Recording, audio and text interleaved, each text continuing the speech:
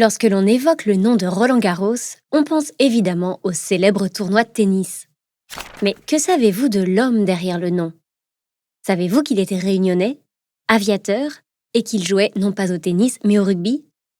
Remettons un peu les choses en place et laissez-moi vous présenter le grand Roland-Garros. Le jeune Roland naît donc à Saint-Denis en 1888.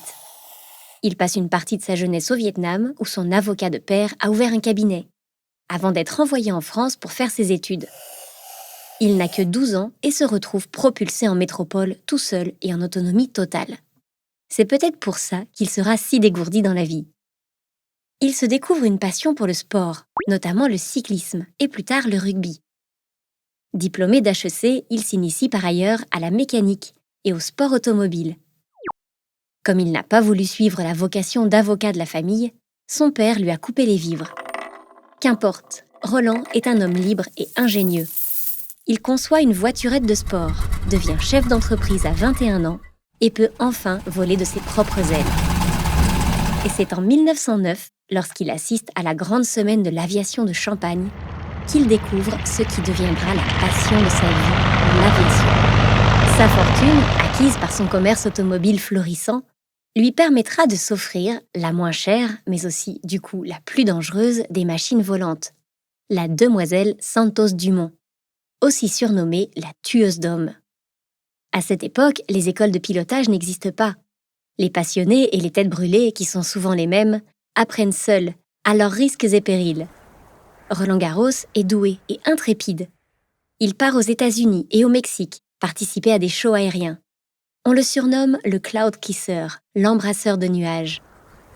En France, il devient un héros après avoir remporté le Grand Prix du circuit d'Anjou et passe dans la postérité après avoir réussi première traversée de la Méditerranée. Lorsqu'en 1914 la guerre éclate, il s'engage et brille comme pilote de l'air. Mais le 18 avril 1915, son avion est touché et il est fait prisonnier en Allemagne. Il parvient à s'enfuir déguisé en officier et à rejoindre la France où il reçoit la Légion d'honneur.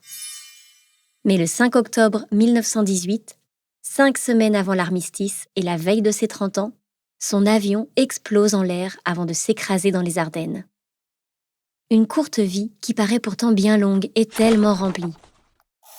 Cela étant, ça ne nous dit toujours pas pourquoi le stade de tennis a été nommé en son honneur. Un aéroport encore, ou un concours d'aviation. Mais le tennis, on ne voit pas. En fait, tout est parti d'Émile Le Sieur, un ami de Roland avec qui il était à HEC. Un jour, Émile devient le nouveau président de la prestigieuse association du Stade français. À cette époque, on doit construire un nouveau terrain pour accueillir la Coupe Davis. Il ordonne alors que ce stade prenne le nom de son ami disparu. C'était non négociable. Voilà comment le nom de l'un des plus grands aviateurs français est devenu à jamais lié au tennis. Et dorénavant, vous savez pourquoi.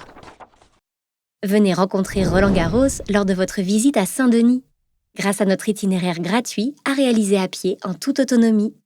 Un parcours interactif avec plus de 20 audioguides à retrouver sur l'application mobile Navaway.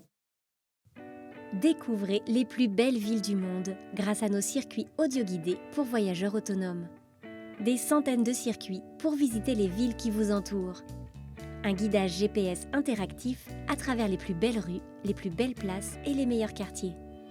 Des audioguides immersifs avec des commentaires historiques, des anecdotes et quelques mystères. Téléchargez sans tarder l'application mobile Navaway et retrouvez tous nos circuits sur navaway.fr. Abonnez-vous!